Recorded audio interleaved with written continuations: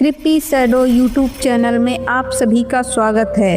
आज की एक और नई कहानी में तो चलिए पढ़ते हैं आज की कहानी की ओर। वन रक्षक विनोद सिंह की निजी डायरी।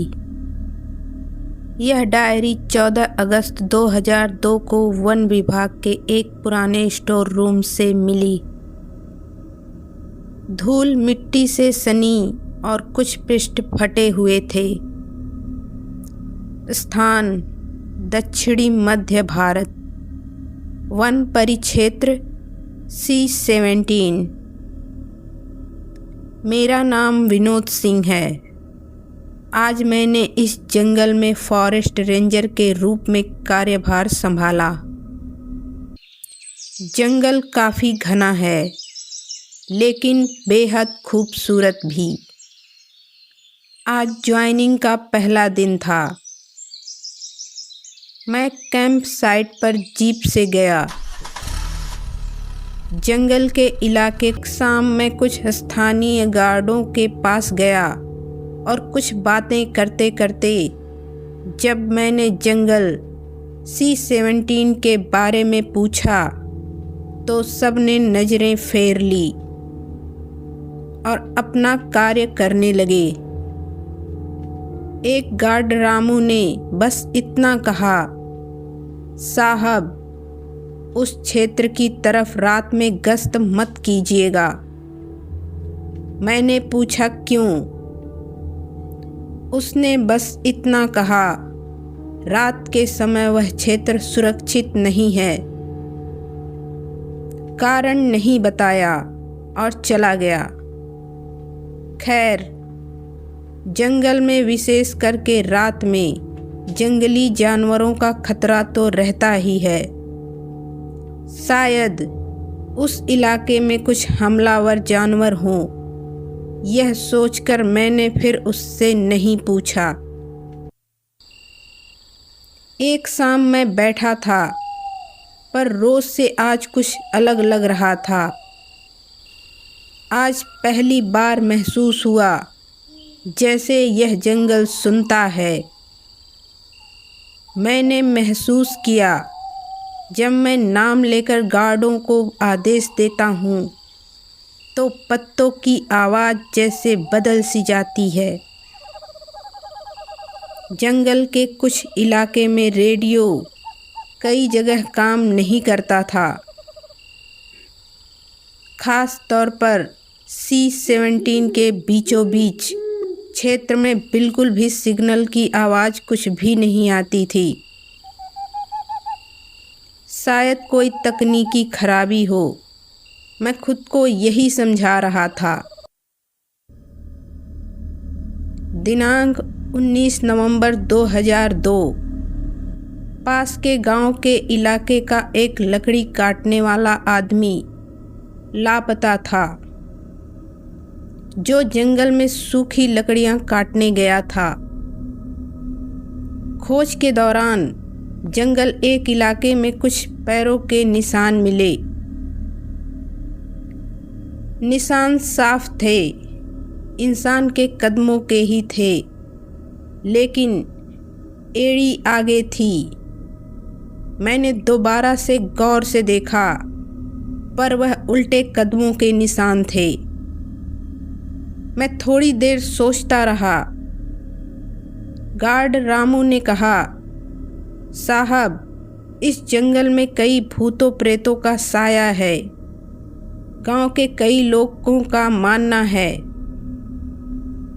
ऐसी कई घटनाएं यहाँ घटित हुई हैं जो काफ़ी अजीब होती हैं। वो बता ही रहा था।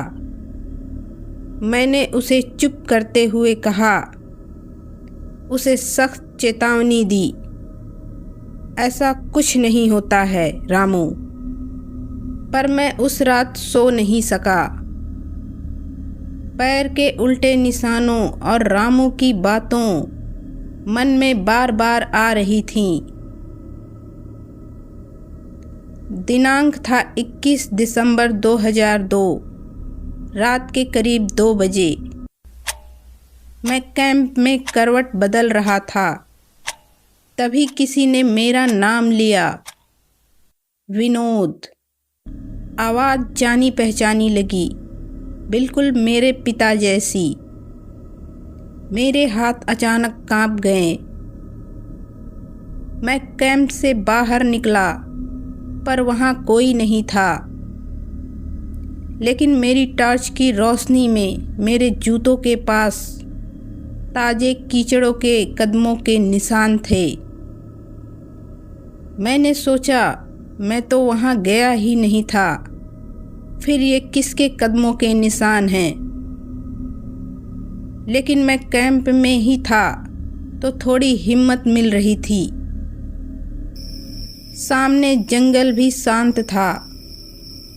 थोड़ी देर मैं सोचता रहा, फिर पता नहीं कब आँख लग गई। दिनांक 4 जुलाई 2002। इस वन विभाग की अलमारी में कुछ पुरानी फाइलें मिलीं, जिसमें साल 1982 लिखी हुई थी। खाली समय था तो मैंने उसे साफ किया और पढ़ने लगा।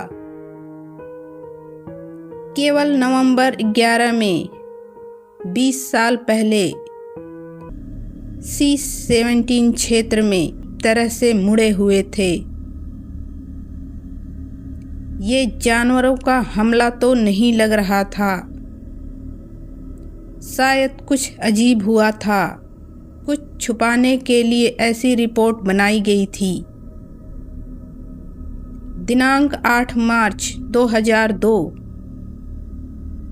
मुझे शाम 7 बजे गार्ड रामू की जंगल से आवाज़ आई। मैं अपने टॉर्च के साथ आवाज़ की दिशा में गया।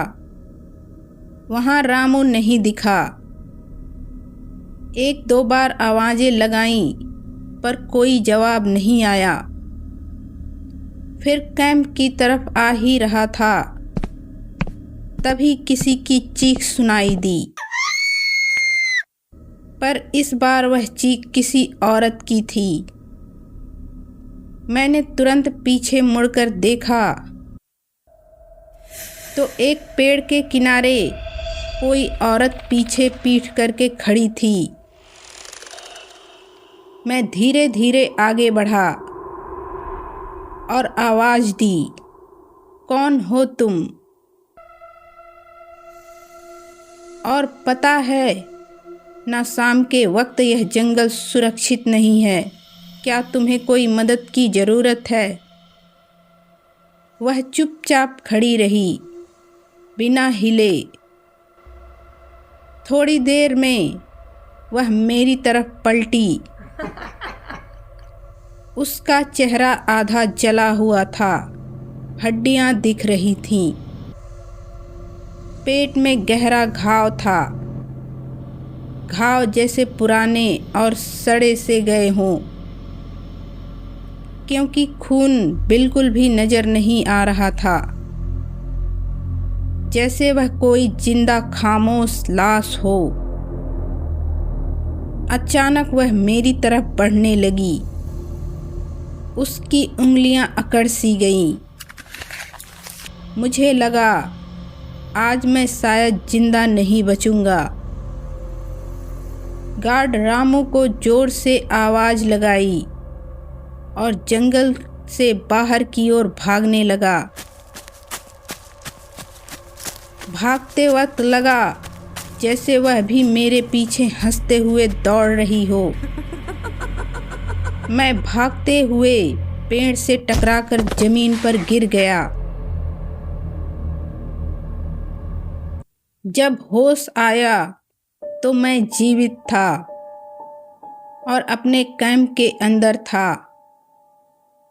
वहाँ गार्ड रामू और 1-2 गार्ड बाहर कुछ बातें कर रहे थे।